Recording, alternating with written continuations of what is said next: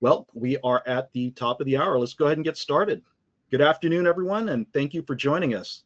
My name is Fred Takeo, and I'm the Executive Director of the San Diego County Lodging Association. We are excited to welcome you today to today's webinar featuring Nate Kelley, Director of Research at the San Diego Tourism Authority. Today's session builds directly on the conversation we began at our 2026 Hotel Economic Forecast meeting back in September. A lot has changed in a few months.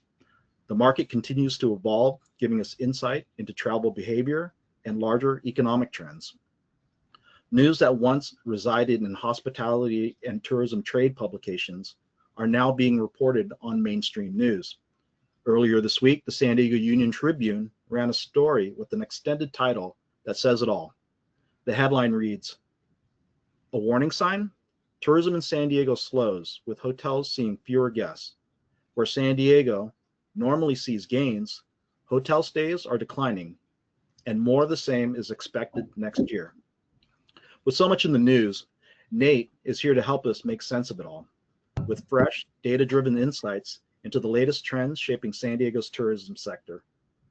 As we close the year, this is a great opportunity to revisit forces that defined 2025, and more importantly, look ahead at the opportunities that will continue to shape our industry in 2026. Before we begin, I'd like to share a little bit of background about our speaker. Nate Kelley is an economist and financial analyst with more than 15 years of experience. His career began in New York City as a municipal bond trader during the turbulent months leading up to 2008. That experience and economic upheaval sparked his transition into economics, research, and forecasting. Nate later served as an economist at Moody's, where he led research on small business credit, labor markets, and U.S. consumer trends. His career then took him to BNP, JP Morgan, and UBS, where he played a key role in designing the U.S. stress testing scenarios used by major financial institutions. After more than a decade in finance, Nate traded skyscrapers for sunshine and relocated to San Diego. He joined the San Diego Regional Economic Development Corporation as Senior Research Manager before moving into his current role at the Tourism Authority. Today, Nate provides strategic research and insight that help shape the region's tourism economy and broader economic development strategies. We are thrilled to have him today. Before I hand it over to Nate for his presentation, a couple housekeeping items. Supporting documents for this webinar are available for download. To access them, please look at the top right-hand side of your screen and you will find an icon with a paperclip and document. Additionally, we will host a question and answer period at the end of the presentation. To submit a question, in the same location where you access the documents, you will find another icon with a question mark inside of a dialog box. Feel free to type your question at any time. And finally, a recording of this webinar will be distributed to all registrants. For SDCLA members, it will be on our website. Now, without further ado, Nate, the floor is yours. Thank you very much, Fred. It's a pleasure to be here, and I'm sorry I wasn't able to join you all in September, but I had to travel unexpectedly. So here we are, a little bit of a follow-up, but it actually might be better this way because we're starting to learn a little bit more about where the economy has been and where it's going. Now, I really do, the operative phrase there is a little more because, I'm sure you all remember, not only did we have a shutdown that either delayed or canceled data releases, but on top of that, there was a huge shakeup at the Bureau of Labor Statistics, and so it'll be interesting to see if that has any impact on the output on jobs and unemployment, and we won't actually know that until the revisions come out a year from now. Nonetheless, we do have a little bit more information, and I'll just preface by saying that we have seen a little bit of a slowdown, as Fred mentioned from that UT article. However, that is not unique to San Diego by any means. And so, as we're going through this, we've got to sort of keep a little bit of a relativity as to the performance here in San Diego versus the rest of the country. So I'm going to walk through some of that. And I'm also going to start off here. Typically, if you've seen me speak before, I really like to start with US macro indicators. However, during inflection points like this, where it feels like the economy is starting to, I don't want to call it break apart, but bifurcate. That's been the really popular word for the past 6 to 9 months. We're seeing this quote unquote K-shaped economy where, luxury travelers are still spending. However, middle income and lower income and family travelers are starting to pull back a little bit. And so instead of looking at the macro environment, right now we're in a situation where each metro area is going to have a different response to this because, again, tariffs are going to impact New York or Chicago in a different way than they would San Diego, than a different way they would, LA, et cetera. So I really want to dig down a little bit deeper here, and I really want to focus on some of our most important origin markets into San Diego, because that's really right now what travel is looking like. It's sort of swinging back to the drive markets, and I've got some more data on that as well. So let's have a quick look here. So this is looking at just hotel motel visitors. So what are the top 3 origin markets? Well, I don't think anybody's going to be surprised to see that LA is the top, followed by Riverside, San Bernardino, and then San Francisco is the 3rd largest origin market into hotels and motels. A little bit different than the total, the overview of all travelers here, including day travelers. So, it is slightly different, but it's Riverside, LA, and then Orange County are the ones when you're including day trippers and stuff. But nonetheless, this is what's coming in. And if you're looking at this in terms of the number of visitors who are coming in, we get about close to 2 million from LA, hotel motel visitors, and that's about 19% of the total for all visitors, or all hotel motel visitors, I should say. So we're just looking at that band. When we look at Riverside, San Bernardino, that's about another 860, let's call it 900,000. And that's almost 9% of the total hotel motel pool. And then another 600K out of San Francisco. And this is 2024 in particular. So, but you can still assume that the share of these different markets will actually remain, they're pretty stable. So altogether, we're talking about 3.4 million, or about 1/3 of all hotel motel visitors come from those 3 markets alone. Okay, so I actually want to take a look at some of the economic indicators for each one of these origin markets, because it's going to have a direct bearing on travel decisions from each one of these markets. And given how important they are to San Diego, I really want to give a little bit of a level set here in terms of what we're seeing. Now, again, I want you all to keep in mind that what we're seeing in these origin markets are also happening in plenty of other metropolitan statistical areas, MSAs, metros, cities, however you want to think about it. So a lot of the same dynamics are playing out, but nonetheless, I want to give a little bit of context and compare it again to the US. So what each of these slides is looking at is the metro area performance, and then there's a dashed green line that is the US average. And so this gives a little bit of context as to where we're faring versus the US as a whole. So if you look at this, unfortunately, LA unemployment is moving in the wrong direction. And so is the state of California's, unfortunately. And so if you look at this chart, it doesn't really look like that's the case because of that huge spike up to 17.5% back in 2020. But if you really put the hard numbers in here, unemployment was 4.1% in May 2022. Now it's up to 5.4% as of most recently. And you can see that there's been the uptick, a lot of that uptick has happened in 2025. When we look at job growth as well, it's really slowed to a crawl. it's basically been flat all year in 2025. Now it could be worse because a lot of other metros are actually losing jobs now. And we see, in the news all the time, these companies are making these huge layoff announcements, and it's starting to feel a little bit real here, unfortunately, in terms of, where we're inflecting. And it does feel like we're sort of reaching a little bit of a crest, and that things could, either really slow down, which I think is already happening, or we could see a little bit of a downturn. But nonetheless, we're seeing LA job growth essentially stall out.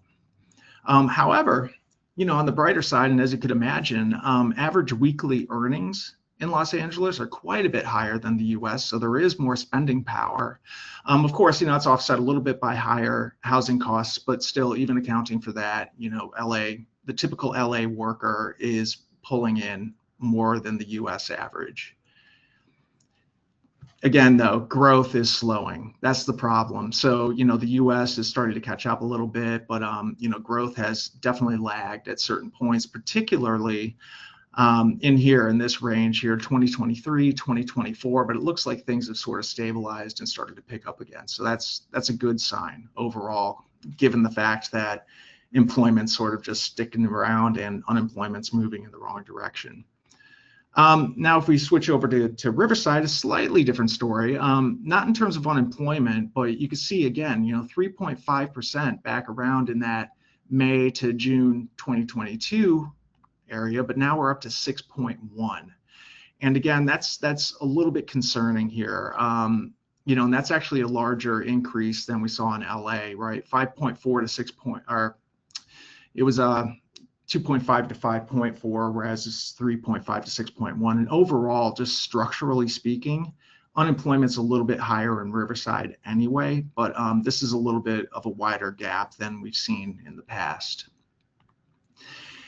Job growth is actually on par with the US though, but of course it's slowing just like the rest of the country. So at least it's, job creation is still happening in Riverside, California, which is good. However, unlike LA and San Francisco, as we'll see, earnings actually lag the US just overall, just in level terms here. And so there's a little bit less spending power coming out of Riverside than there would be otherwise. And again, just looking at San Francisco now, same story, 2.5% back here in that 2022 range. Now we're up to 4.8%, so a nearly doubling in the unemployment rate over the past several years. Not a good sign. And of course, being a tech center, we've all read the articles about how AI is sort of stepping in, and now coders can't find jobs because you can basically ask AI to write a script, and it can put an entire program together for you, and that you could use that, and it can do it in virtually any programming language too, right? So it's a little bit scary in there. At the same time, though, I've also heard plenty of stories where there have been layoffs because employers figure that they're going to get that additional productivity through AI. However, not having human eyes on the AI output, that's been a problem. So there have actually been stories where layoffs have happened, but then the companies are clamoring to get those workers back. So we'll see how that plays out. I think it's going to be a little bit of a longer term thing that we have to keep an eye on. But nonetheless, tech center San Francisco not moving in the right direction either. Again, though, this is not like, this is happening across the country. So this isn't really unique. Okay, here's one thing that does make San Francisco unique and a little bit more concerning is that there are actual steady job losses. And this has been over the past 2 years. You can see that that blue line is under that 0 mark for pretty much the entirety of the past 2 years, whereas the US, while slowing, is still adding jobs overall. So that's a little bit concerning. At the same time, as you could imagine, with the tech centers in San Francisco, I mean, the earnings are just, they far, far, far outpace what people are earning on a per week basis across the rest of the US. But again, a similar type of situation where, growth has kind of stalled out a little bit relative to the US. I don't really see this as a concern. The reason being is that there's so much of a gap to be closed between the US and San Francisco that honestly, San Francisco's earnings could stand to stall out for quite some time before they actually started to run into the US, or really it'd be the other way around where the US starts to run up against San Francisco.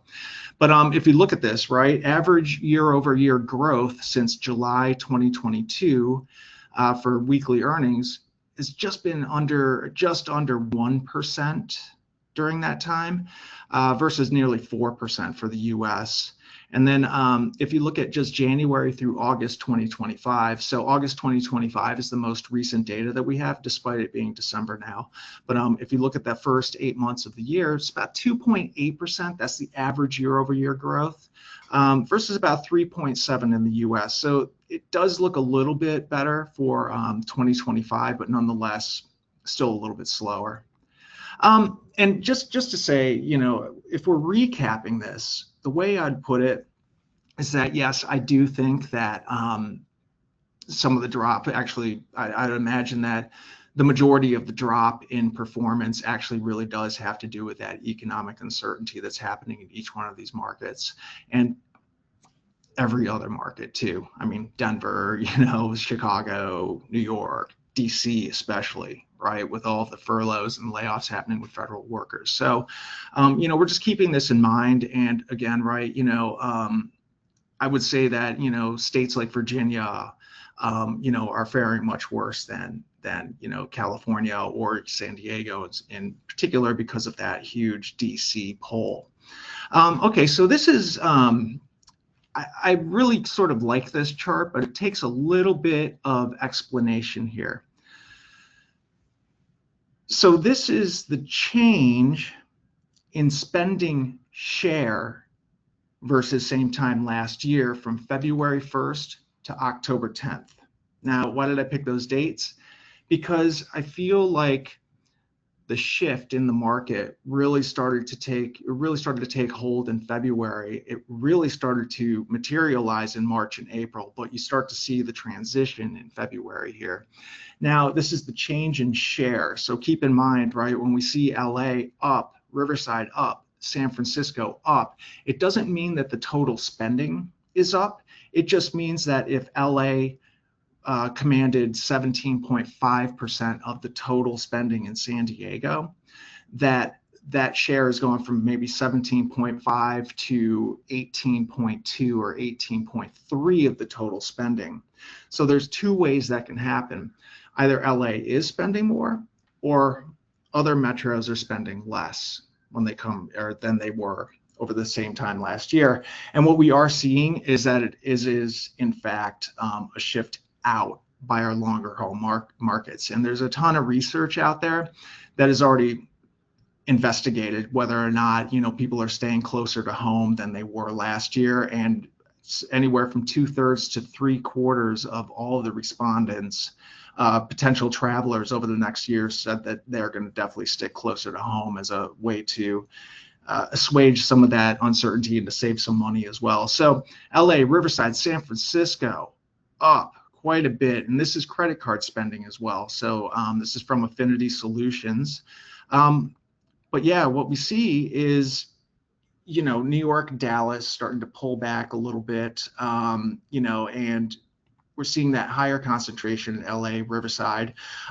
But this data also includes day trippers, and I think that's really, really important here because if we look at just overnight travelers, it's like the story actually flips here.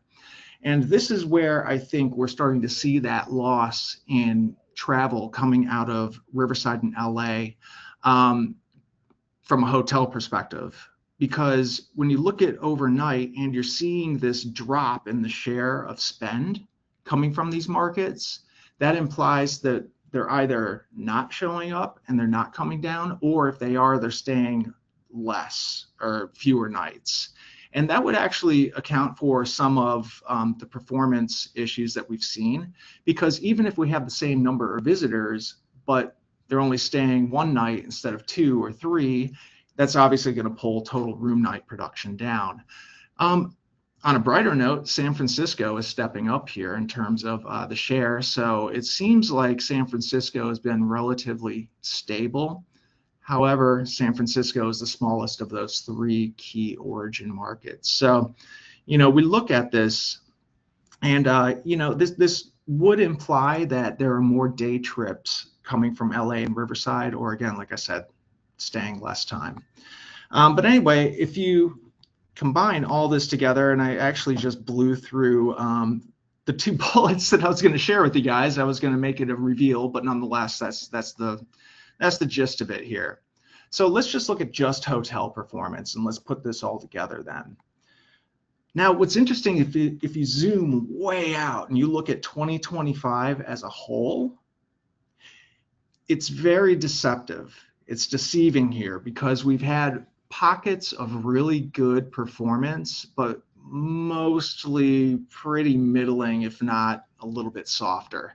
So this is interesting here. There's a couple of points to be made. So first of all, if you look at the total year through October, San Diego is definitely holding its own. I mean, we're fourth among the top 25 markets, which is really not too bad to be in the top 5. And we're also first in the Western competitive set. So the Western competitive set are those blue bars. So that's really also another interesting point, is that occupancy number also includes Gaylord, which has increased supply quite a bit. And if you look down to the bottom left, there's a table there. Actually, we'll see in the next slide, but there's about 2.4% of additional supply in the market that's diluting occupancy. So that's pulling it down.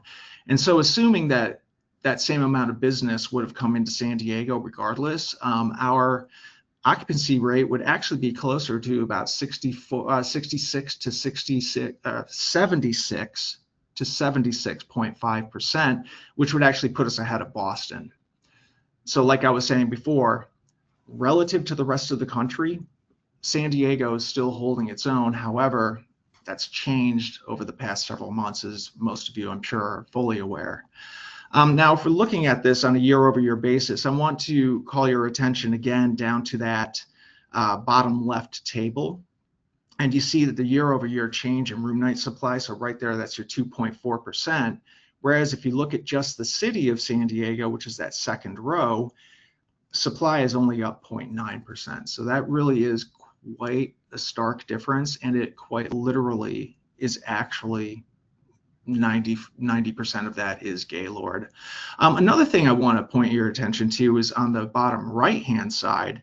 If you look at the hotel chain scale performance, there's a slight upward trend here. And you can see where economy chains, mid-scale chains are really getting hammered here. Whereas if you look at upper upscale chains, not quite so bad in terms of occupancy. And, rates actually even growing a little bit in the upper upscale and luxury chains. And so again, that goes back to that bifurcation that we've been hearing about, where the luxury traveler is still in the game, no problem. It's just that we're starting to see a pullback among middle income and family travelers, which is obviously a problem.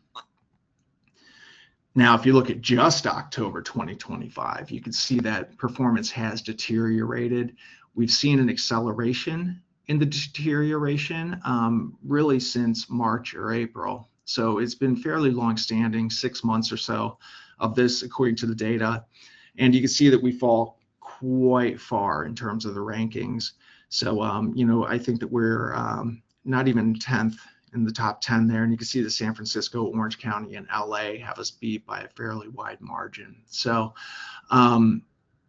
we are seeing this slowdown.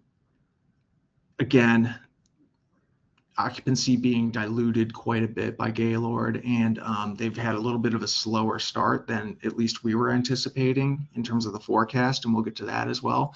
But it does look like 2026 is going to turn on pretty heavily for Gaylord, which at least will lift the entire market up, in terms of our rankings and stuff like that. So there's just a couple of nuances here when we're studying the data. But again, occupancy down 4.4% on a year-over-year basis. We're starting to see just a little bit of slippage in year-over-year ADR growth. Again, I'm just talking about the orange lines here. So that's San Diego. RevPAR down 5.6% in October. again, that's pretty tough. The other thing I want to call your attention to then is on that bottom right hand chart again, that hotel chain scale performance. Again, I mean, you can see it, it's clear as day. You want to talk bifurcation. I mean, it's immediately apparent once you get up to upper upscale chains and luxury chains, even though they've lost some ground, they're still performing quite a bit better than the other chain scales.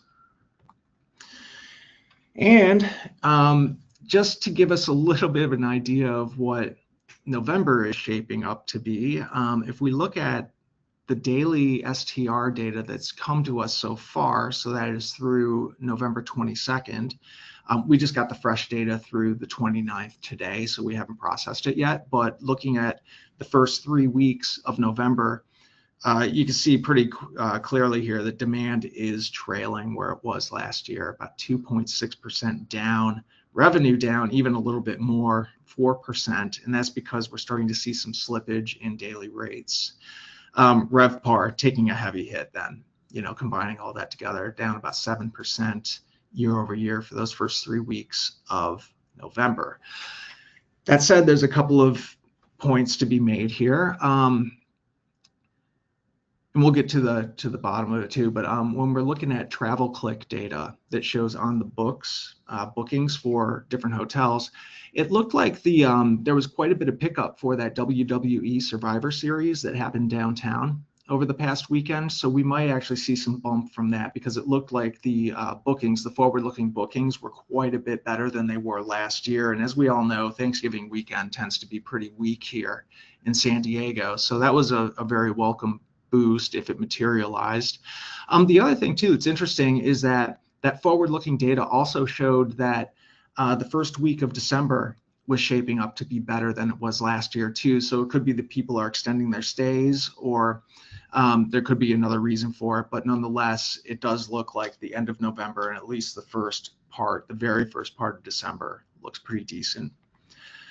Okay, so this is what I was saying before. If you zoom out to the whole year, it doesn't look that bad. However, there's a lot of choppiness, and this is the weekly data. So the orange line is 2025, the blue line is 2024, and you can see there's more volatility in that orange line this year than there was last year. And I think that that's where a lot of the anxiety is coming from, because it's been an unreliable stream of demand. And you can see, I mean, right here, this especially that sharp drop in the beginning of March that we see in that orange line, that really brought us down. So that was March through mid-May. We just saw a really relatively weakish performance here. And then again here, as we started to head into the fall season, that's September and October and November through the 22nd. You can see that it's just trailing that blue line. And while it doesn't seem like a huge departure from last year, it does add up over time. And we are running at a deficit of, I think, close to about 100,000 rooms. And that's county-wide. So again, that's including Gaylord. So just something to keep in mind. Also, you can see the ADR is starting to move a little bit lower here too. And I think that is due to a couple of things. OTA bookings are way up year over year. So people are coming in, they're looking for deals. They're looking for last second rooms, to try and get a bargain. They're trying to get packages, and that is going to bring ADR a little bit lower on balance. Okay, so this is going back to what I was saying about LA and Riverside here. If we look at this data, and this comes from a company called Calibri Labs, so it's not straight STR data, so it might not be apples to apples, but I still trust it directionally at least, because it lines up with all the rest of the data that we're seeing. But you can see since last December, length of stay has fallen quite a bit year over year. And I mean, if you look at March 2025, I mean, length of stay dropped by about 6%. And, even though that's 0.1 days or something like that, when you're talking about millions of visitors coming in, that 0.1 gets applied to that 3.3, or actually really more than that, 10 million visitors. I mean, that's quite a bit, right? We're talking about 1 million fewer room nights right there. And so you can see that that's just a steady trend. I think that is also that shift closer to drive markets and closer in markets, so they can actually, get in and they'll probably only stay for a weekend, whereas your New York or your Chicago or your Dallas or your DC traveler is really going to come in and they're probably going to stay for 4, maybe 5 nights. So that's part of it too. So there's a couple of things happening here on balance. Okay. Now this is a little bit of a busy slide here. I just want to call your attention right down here, government. Now, this is something that I've gotten some questions on. And as we all know, there's been so much disruption to the federal government just in general over the past year. And obviously the shutdown did not help.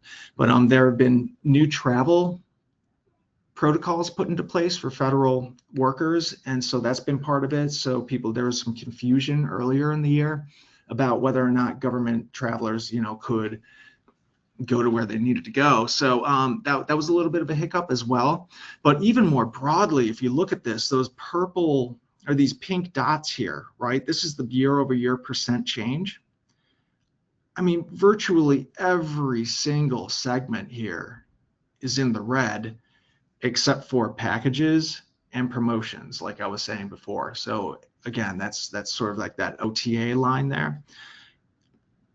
And so anyway, it's quite interesting. What we do see an uptick in is contract, which is kind of interesting. But anyway, all right. So it's a bit about where we are. I don't think there's anything too controversial in there. I think that this is, pretty well understood by the hotel community, but now it's really sort of like, well, now what do we make of this? How does next year look? How does 2027 look? What's the rationale behind the forecast? And, a lot of people, they always ask me, they say, oh, have you looked into your crystal ball lately, Nate? And, and I keep telling them it's actually more like an 8 ball. Like you just can't see anything. It's just murky and it's very difficult because everything that's happening right now in the economy, it's not entirely market-based. I mean, a lot of it is just uncertainty that's coming from policy. And that's a completely different animal than something like the Great Recession, the housing crisis back in 2007, 2008, which was purely market driven. So, okay, let's look at the forecast in broad strokes. This is the annual forecast, and this is actually a comparison of the forecasts between what we just did in October versus what we had penciled in for July. And we did have to actually notch growth down just a little bit because Q3, we had already conservatively estimated that there was going to be a slight drop in room night demand. However, that drop in room night demand for Q3 was a little bit more. So we were penciling in minus 0.2%, so essentially flattish, but just a little bit down, whereas we ended up for Q3 about 1% lower year over year in terms of room night demand. So if we're taking that into consideration, that sort of spills out into the longer term forecast here. And you can see that by the time we get to 2029, we're talking about potentially 300,000 fewer room nights than we expected in the July forecast, because it does just sort of carry over. Now, if we look at, what that differential is here. So for 2025, we lowered our forecast from 17.5 million room nights to about 17.4. It's not a major change, but it still is about 1% lower for the whole year. 2026, a similar situation, about 1% lower, but you can see that starts to compound a little bit in 27, 28, 29. Now, part of that is by design because we really want to make sure that we're giving people a conservative forecast so that they're not budgeting for far higher growth and they're not blowing out their budgets and just missing in a big way. So I do want to keep that in mind, that this is a pretty pessimistic scenario, at least in the longer out years. So just keep that in mind. And I'll be honest, I do think that there are more changes, let's call them, more adjustments to the forecast on the horizon here. So we'll keep everybody apprised as those occur. Okay, looking at it in a slightly different way. Room night demand, like I said, going to slip about 0.5%. That's actually looking like it's going to come to fruition. It might actually be a little bit more, though. It could be a little bit closer to that 1% mark. But from 17.5 million in 2024 down slightly to 17.4 million in 2025, back up to 17.5 million in 2026, and then we start to see that growth again. Okay, so where does that growth in 27 and 28 come from? It's going to be a combination of some additional inventory that'll be coming on during those years. So supply is going to build out a little bit more quickly in those years. But on top of that too, that's when we're expecting to see international start to flow back into the market. So while Mexico has been fairly stable, Canada just dropped off a cliff, and we all know that. Again, I don't think anybody's had, unless you've been living under a rock, we all know that Canada is not too happy with us. Now, similarly, if we're looking at that year over year for room revenue, that's going to be a slight drop year over year. However, 2026, we do expect a little bit of a pickup. So we're basing this on a couple of assumptions here, but I will get into those right now because we really sort of have to take a quarterly look to get under the hood and to help explain the rationale as to why we see 2026 not being a disaster. So if we look at room night demand, and this is for 2026, so this is Q1 through Q4, we expect just a slight bump up, a 0.5% year over year increase in Q1. What's driving that? That March blip was what we hope an aberration in this whole thing, because if you remember, this is when the rollout of the tariffs were being discussed, when there was just a ton of additional, immigration reform, like everything, right? It was just sort of getting started and people really had no idea what the future held. So taking out that March, that horrible March that we had in 2025, what we're saying is that we could see a slight increase year over year in 2026, but that's not to say that performance is actually really going to improve that much. Q2, 1.5% down. A lot of that is due to citywide and group. So there are a couple of holes in our calendar that start to affect the market in Q2. However, we do start to see a little bit of an acceleration in Q3 and Q4. Okay, Professor Kelley, what's driving that? This is the big question mark. This is the $1 million question here, is the timing of this thing. And really, we don't have that much to go on besides looking back at previous downturns or slowdowns to get an idea as to about how long they typically last. Typically 3 to 4 quarters before things start to turn around and people start to feel a little bit better. So that's part of it, is the expectation that the economy could start to do better the second half of next year. The other thing too is that even if this noise continues to occur throughout the market, people are pretty resilient. And after a while, you just get to a point where travelers and consumers alike are just going to say, hey, you know what, we've been dealing with this for the past year and a half anyway. It doesn't seem like anything is going horribly wrong yet, knock on wood, fingers crossed. But also people could just get used to all this and just say, you know what, let's get out and travel again. Okay, now similarly, if we look at revenues, we actually do expect to see a little bit of a revenue bump in that first quarter, but again, coinciding with that drop in Q2. As you'd expect, revenues are going to fall a little bit there, but then again, showing that same acceleration on the back half of next year. Supply. So supply is going to continue to be way up on a year over year basis in the beginning of 2026 because Gaylord had not opened yet. They did not open until May of 2025. So that's what's happening there, is now that we've got that additional supply that was not there in Q1 of last year, and really for half of Q2 either. But then you start to see that slow down. That supply growth starts to slow down and it becomes much more normalized as we back out the second half of the year. And that's going to help us from an occupancy perspective, as you could imagine. Okay, now RevPAR. I've been looking a lot more at RevPAR this past year than I had previously, but I think that this has really become maybe the key metric in a lot of ways.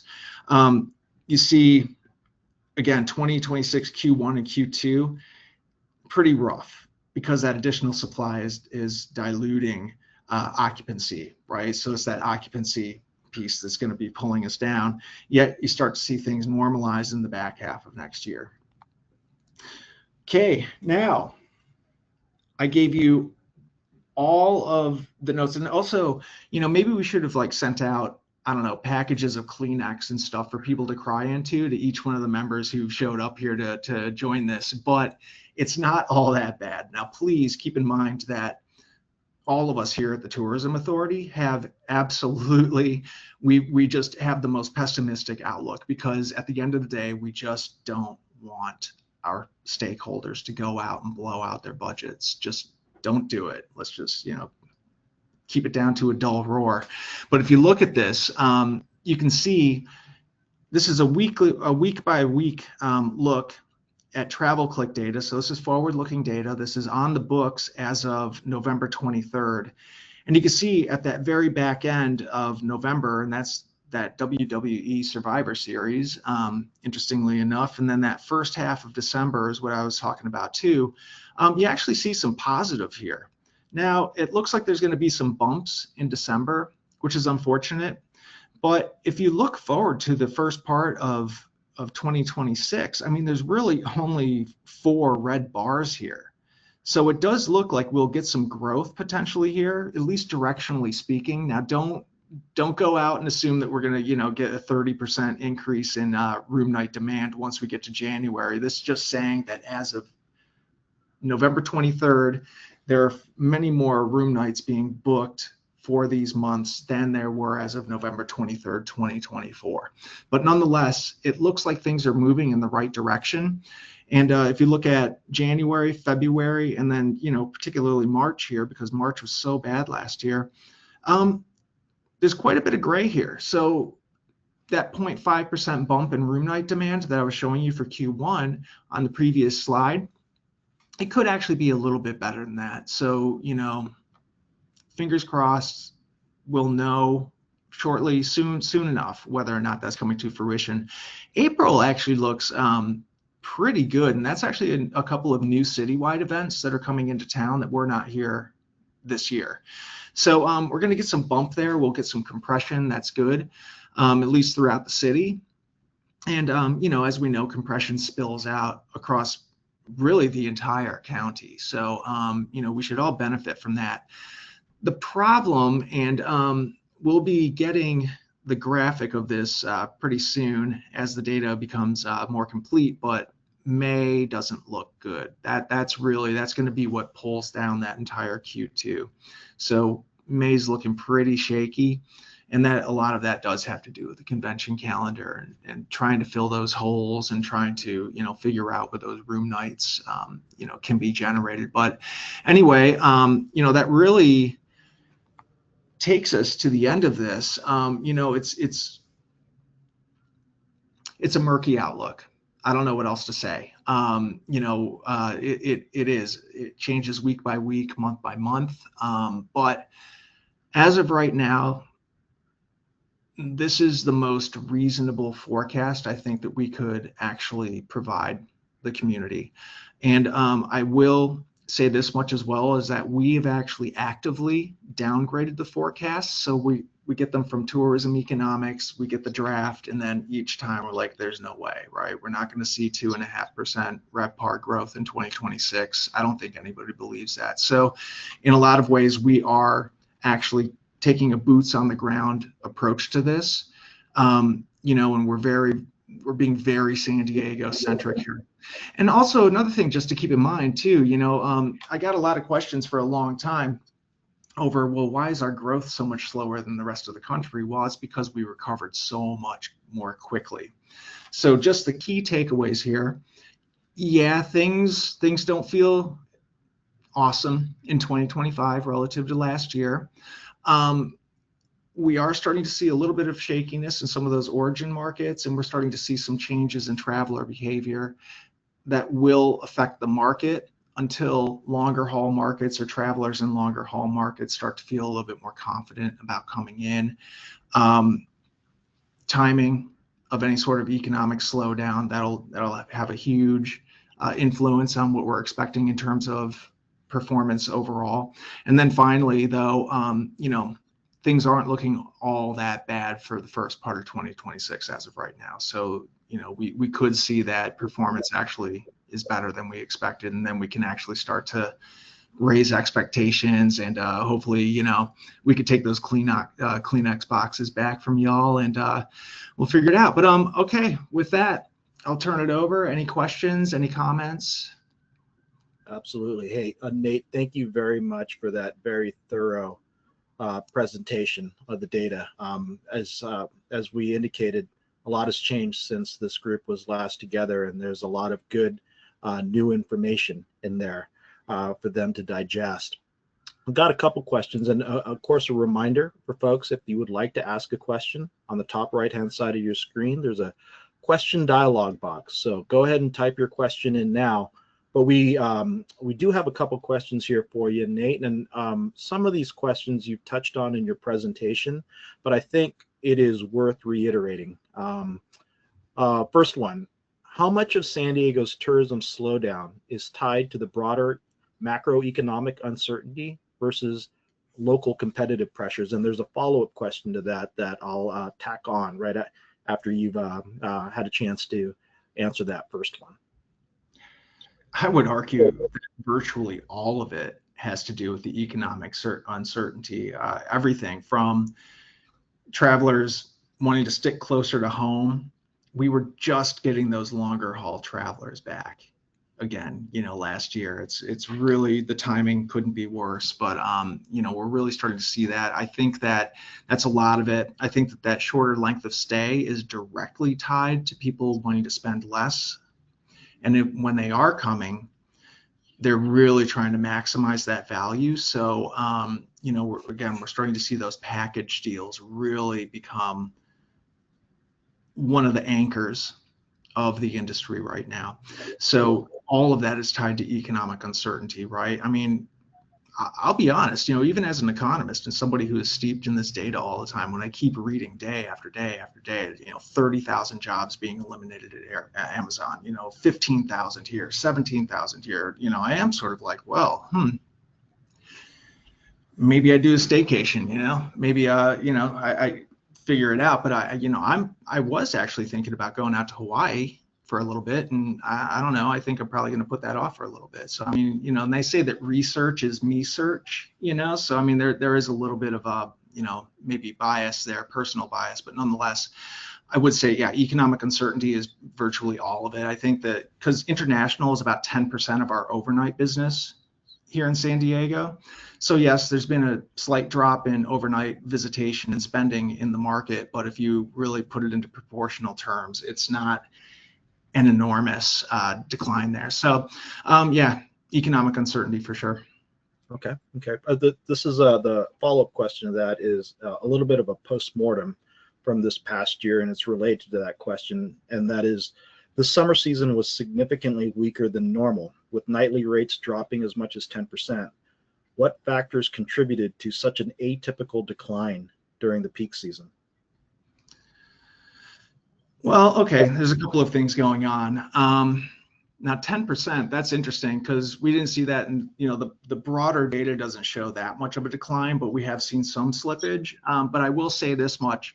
2023 and 2024 were actually exceptionally strong years in the summer.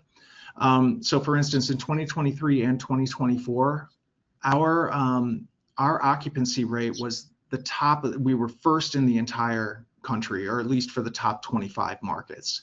So, and that was a first. That was a first when it happened in 2023. We hadn't seen that before. Then to go into 2024 and do it again, it's like, well, okay, if there's any sort of normalization, things do have to sort of come back down to, where we've been typically for the past, 15 years or so.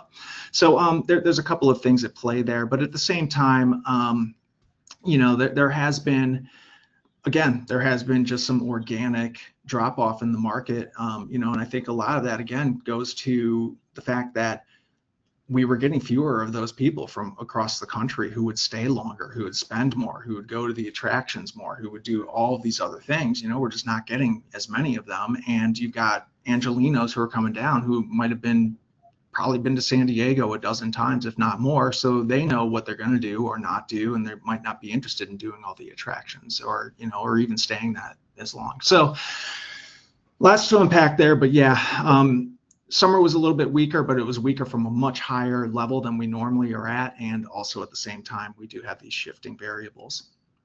Gotcha. Another question. Given this is an economic and macro trends question, given the rising prices and lingering inflation, what indicators are you watching most closely for signs of a turnaround in travel demand? Yeah, this is where I go back to the 8 ball, because we've been sort of blind in terms of data recently, and there's a lot of mixed signals coming through.